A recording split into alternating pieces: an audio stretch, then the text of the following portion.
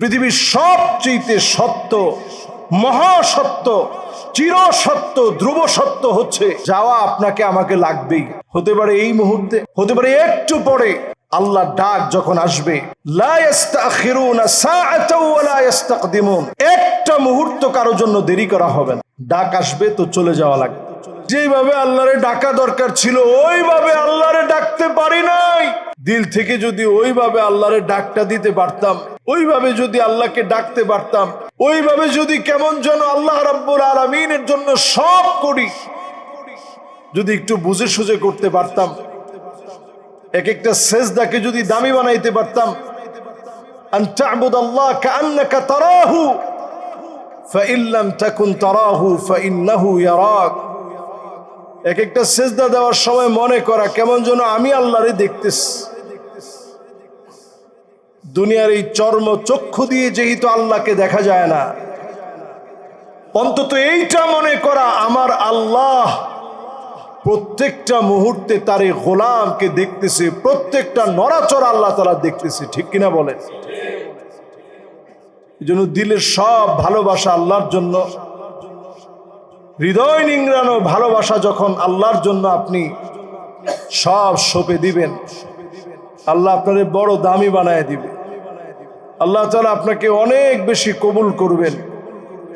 দুনিয়ার এই জীবন খুব ক্ষুদ্র সময়ের জীবন।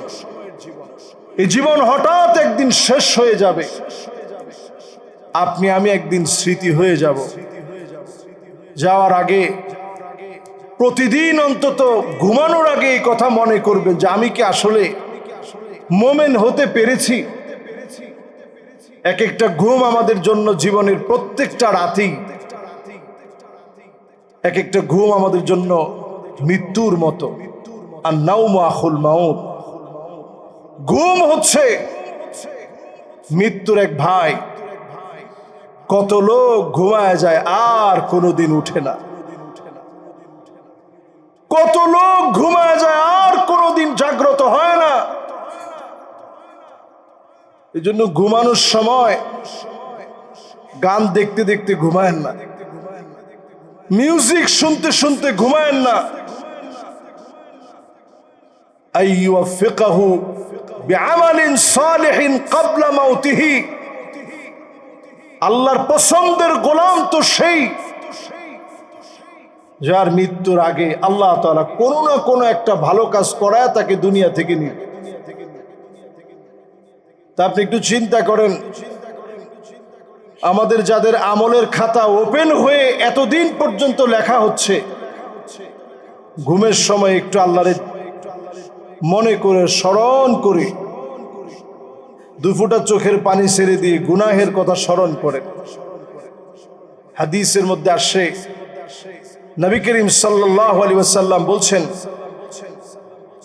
ঘুমের সময় যদি আপনি নিজেরে একটু ইহতিসাব করতে পারেন, আত্মসমালোচনা, নিজের সমালোচনা, নিজে নিজেরে যদি এই সময় বলতে পারেন যে আসলে আজকে কতগুলা গুনাহ করলাম। ইযা সাররাতকা হাসানাতুক ওয়া সাআতকা সাইয়্যাতুক ফাআনতা মুমিন। ঘুমের সময়ে যদি মনে মনে চিন্তা করেন, আল্লাহ কত কত গুনাহ আমার জীবনে হয়ে গেল, কত কত অন্যায় আমার জীবনে হয়ে গেল, আজকের এই রাত এই ঘুম আমার জীবনের শেষ ঘুম হয়ে যেতে পারে। কাল আমার উপরে জানাজার নামাজ দাঁড়ায় যেতে পারে। সল্লু ক্বাবলা আন তুসাল্লা আলাইহি, নামাজ পড়ো, তোমার উপরে জানাজা নামাজ দাঁড়ায় যাওয়ার আগে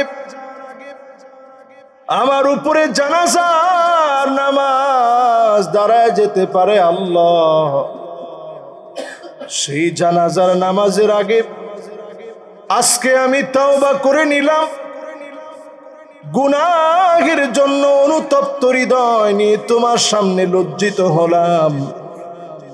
আল্লাহ আপনি আমারে মাফ করে দেন, ক্ষমা করে দেন।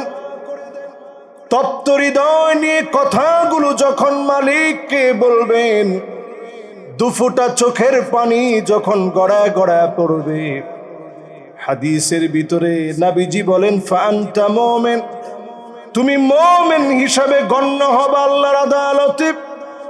মুমিন হিসাবে আপনার দাম আল্লাহর কাছে বেড়ে যাবে যদি আপনি প্রতিদিন ঘুমের সময় মনে করে করে ঘুমান, আল্লাহ আমার মতো এত বড় গুনাহগার আর একজনও নাই, আমি বড় গুনাহগার, আয় আল্লাহ আপনি আমারে মাফ করে দেন, আল্লাহ আপনি আমার গুনাহগুলোকে ক্ষমা করে দেন। যখন তপ্ত হৃদয় নিয়ে তাওবা করে আপনি ঘুমাতে যাবেন, নিজের গুনাহগুলো মনে করে ঘুমাতে যাবেন, ওই দিনের ঘুম যদি শেষ ঘুম হয়ে যায়, হতে পারে যিনি মাফ করে মোমেন বানায়া কবুল করবেন তিনি কে? আল্লাহ পাকের কাছে এর চাইতে বড় চাওয়া পাওয়া কি? আমি আপনি মোমেন হয়ে দুনিয়ার শেষ বিদায় আমি আপনি মোমেন হিসাবে আল্লাহর সামনে দাঁড়াতে পারবো।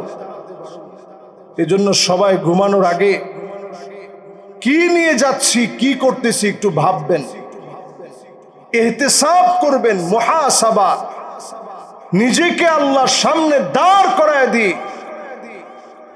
আল্লাহ রাব্বুল আলামিনের কাছে দুঃখ কষ্টগুলা খুলে বলে একটু আল্লাহকে ডাকতে ডাকতে ঘুমাবেন। ঘুমের সময় আমরা একটা দোয়া পড়ি, কি দোয়া?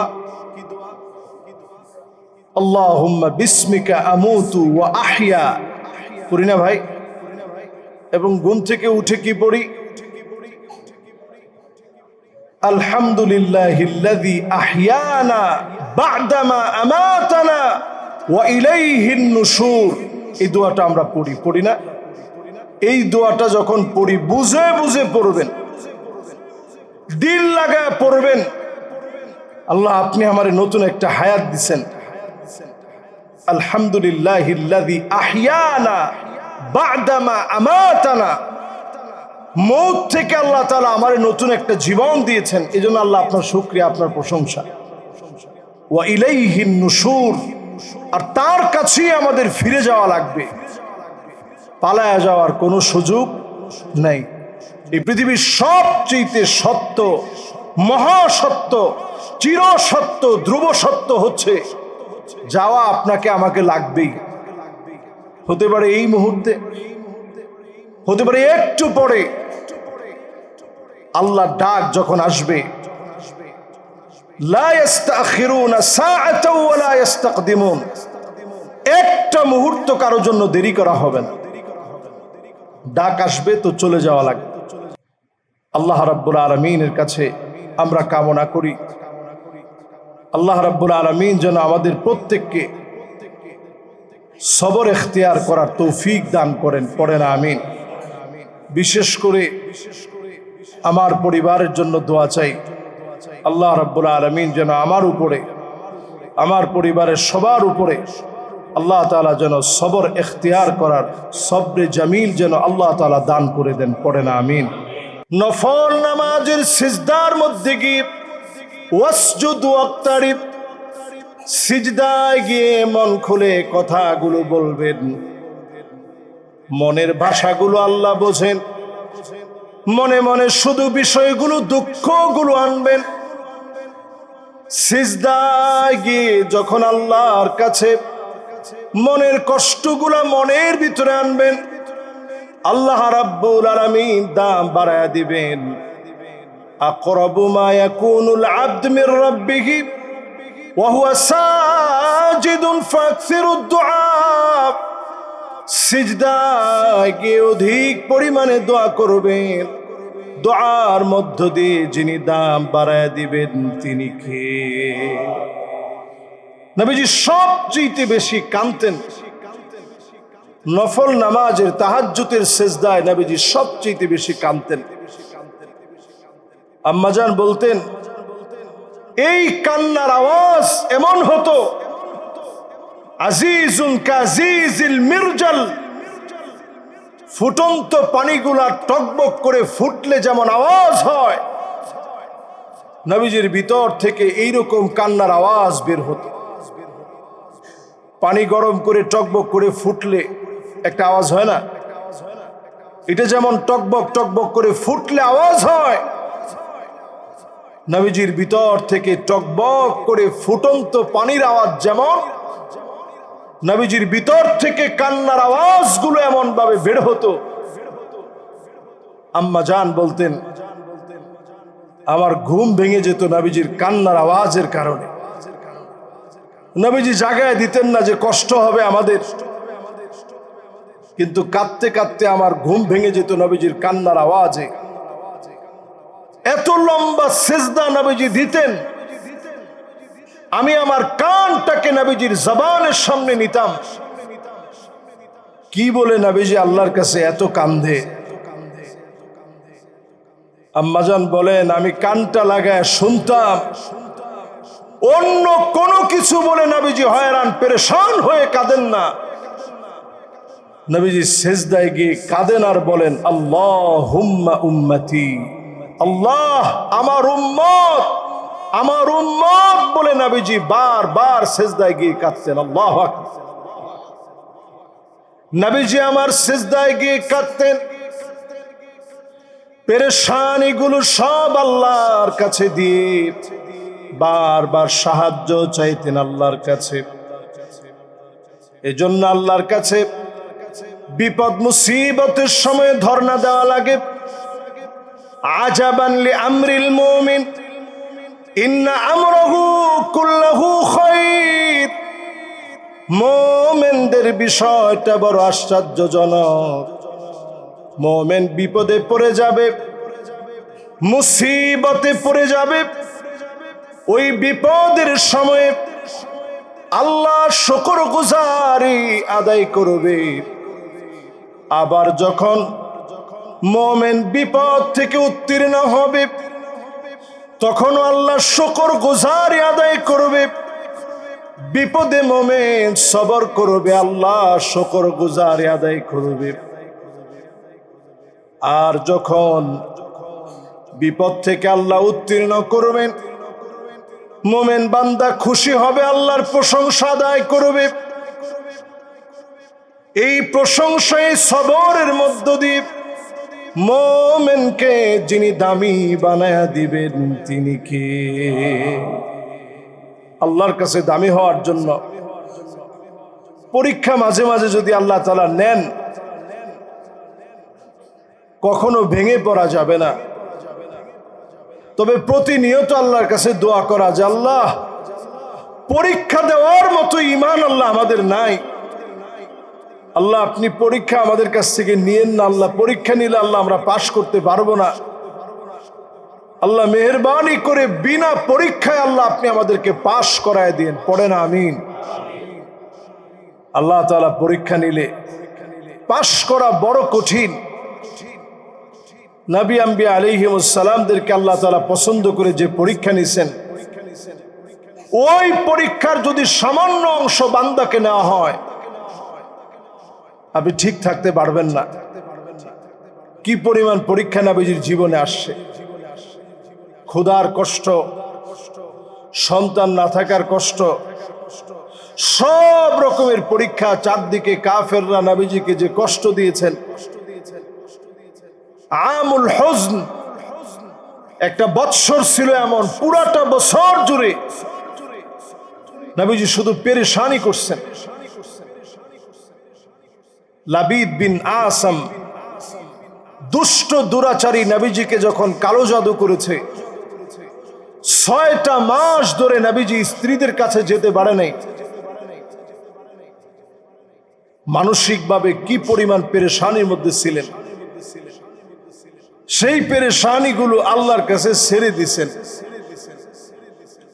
একটাবার বলে নাই যে আল্লাহ আমারে নবী বানায়া, নবী কুলের সম্রাট বানায়া, সাইয়্যিদুল মুরসালিন বানায়া এত বড় পরীক্ষা আল্লাহ আপনি কেন নিলেন? কেন আল্লাহ এত বড় পরীক্ষা নিচ্ছেন? একবারও আল্লাহর কাছে এই কথা বলে নাই। নিজেকে আল্লাহর কাছে সারেন্ডার করে দিয়ে নবী করিম সাল্লাল্লাহু আলাইহি ওয়াসাল্লাম সবর করেছেন। ইব্রাহিম আলাইহিস সালাতু ওয়াস সালাম আমাদেরকে শিখিয়ে গেছেন আসলামতু লিরাব্বিল আলামিন। এ কথা স্বীকারোক্তি আপনাকে দিতেই হবে, আমরা আল্লাহর জন্য সারেন্ডার হয়ে গেলাম। আল্লাহর সমীপে সারেন্ডার হয়ে যাওয়ার অর্থ হচ্ছে নিজেকে সেজদায় যেমন আমরা অবনত করি, আল্লাহর কাছে যেমন আমরা চাই, বিপদ মুসিবতে ঠিক তেমনি আল্লাহর উপরে সবর করে আল্লাহর কাছ থেকে সাহায্য কামনা করা, এটাই মুমিনের কাজ। ওমা কদরুল্লাহ হাক্কা কদরি ওয়াল আরদু জামিআন কবদতুহু ইয়াওমাল কিয়ামা ওয়াস সামাওয়াতু মাতওয়িয়াতুম বিয়ামিনি সুবহানাহু ওয়া তাআলা আম্মা ইউশরিকুন।